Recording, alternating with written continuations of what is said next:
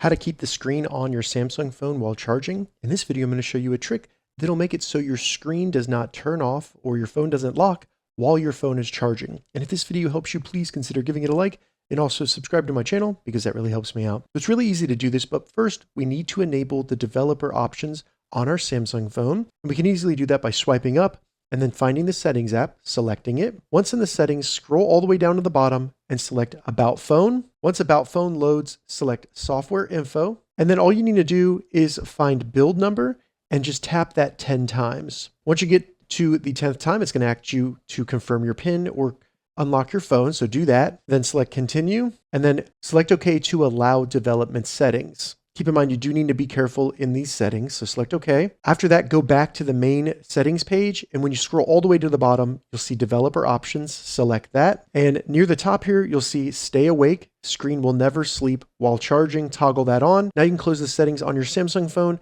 and when your phone is charging, it will stay awake and not turn off. If this video helped you, give it a thumbs up, and please consider subscribing to my channel.